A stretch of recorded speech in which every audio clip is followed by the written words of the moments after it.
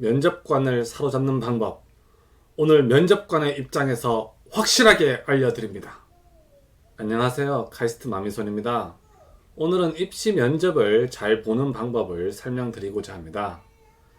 면접과 관련된 유튜브 영상들을 보면요, 주로 학생의 입장에서 설명을 해놨는데요.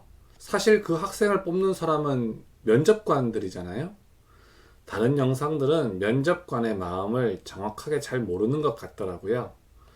저는 면접관의 입장에서 면접관의 마음을 사로잡는 방법에 대해서 제대로 설명을 해보도록 하겠습니다.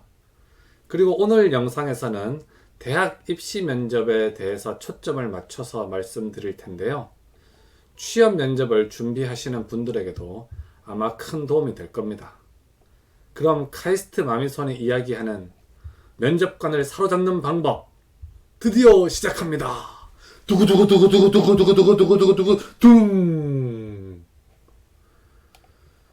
자, 대학 입시에도 일반 수시 면접이 있고 학종 면접이 있는데요. 오늘은 좀 더 어려운 학종 면접에 대해서 초점을 맞춰서 이야기해 보도록 하겠습니다. 일반 수시 면접은 학종보다 난이도가 낮기 때문에 오늘의 학종 면접 영상을 보시면 완벽하게 준비하실 수 있을 겁니다. 자, 그럼 시작하겠습니다. 자, 우선 첫 번째로 면접날 무슨 옷을 입고 가야 할까요? 교복이 제일 무난하겠죠?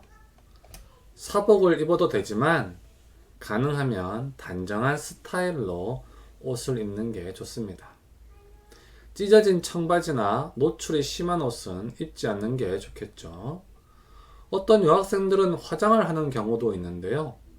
피부톤을 보정하는 정도의 화장은 괜찮습니다만 아무리 예술이나 패션에 관련된 학과라 할지라도 짙은 색조 화장은 하지 않는 것이 좋습니다. 자, 그럼 이제 면접실로 들어가 볼까요? 면접실에 들어가는 순간부터 면접 시작인 거 아시죠? 우선 예의 바르게 인사하는 게 중요합니다. 교수님들이 제일 싫어하는 스타일이 바로 예의 없는 학생들이랍니다. 자, 그럼 예의 바르게 인사하고 자리에 앉았죠? 여기서 의자에 앉는 자세도 중요합니다. 구부정하게 앉는다거나 삐딱하게 앉는다거나 다리를 떤다거나 하면은 좋지 않겠죠. 이건 본인만의 앉는 습관 문제인데요. 이건 본인이 잘 모르는 경우가 많으니 자기가 앉아서 말하는 모습을 스마트폰으로 한번 찍어서 보시기 바랍니다.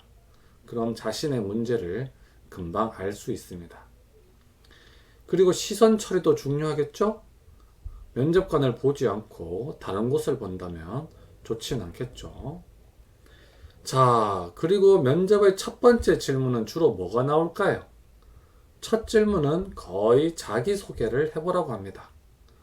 그러니 당연히 자기소개 정도는 미리 준비를 해 가야겠죠?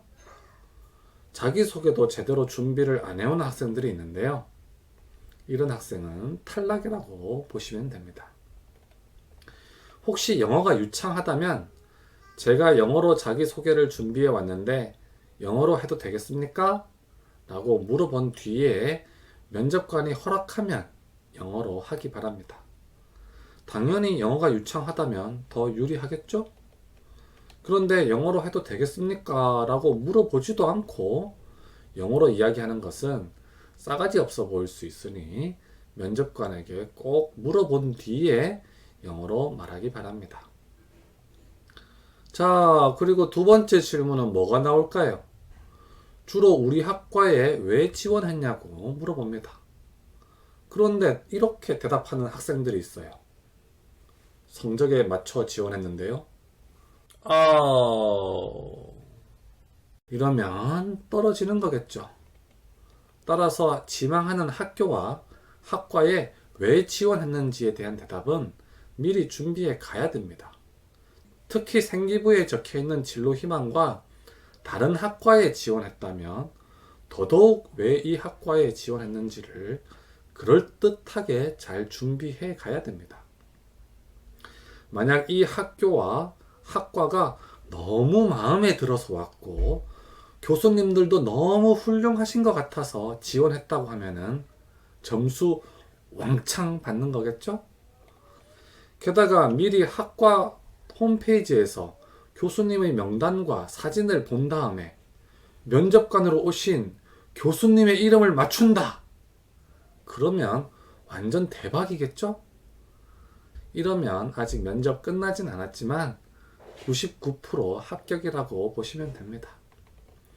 자, 자기소개와 학과에 지원한 이유, 이 두 가지 관문을 모두 통과했다면 이제부터 본격적으로 생기부에 적힌 세부 내용에 대해서 물어보는데요. 이건 왜 물어보냐 하면요.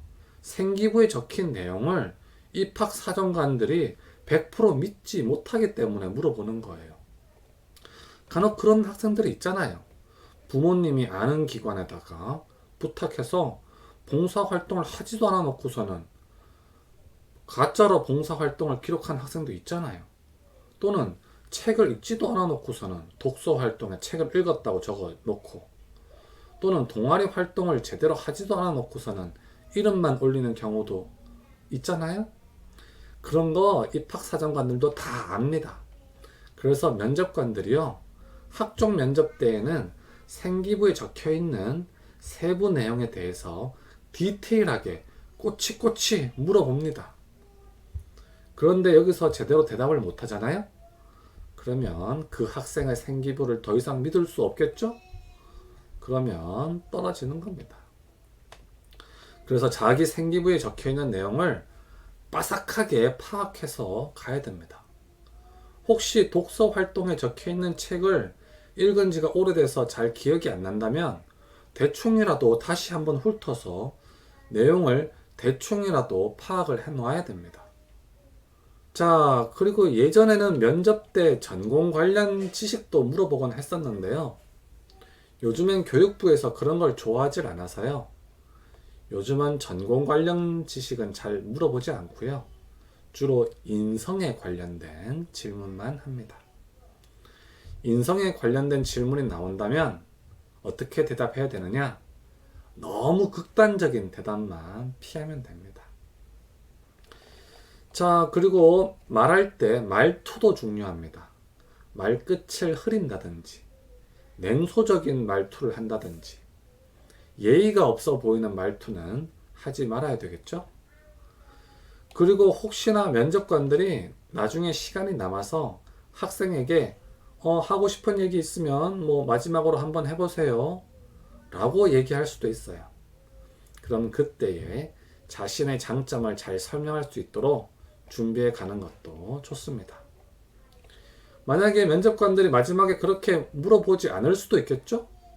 그런데 내가 만약에 더 하고 싶은 얘기가 있을 수 있잖아요? 그러면 마지막으로 한 말씀만 더 드려도 될까요? 라고 물어본 뒤에 자신의 장점을 추가적으로 PR해도 됩니다. 자, 이제 설명을 다 드린 것 같네요. 아무쪼록 오늘 이 영상이 면접을 준비하시는 학생분들에게 도움이 되었으면 좋겠습니다. 다음 영상에서는 면접 때 100% 합격하는 실제 예를 한번 보여드리도록 하겠습니다.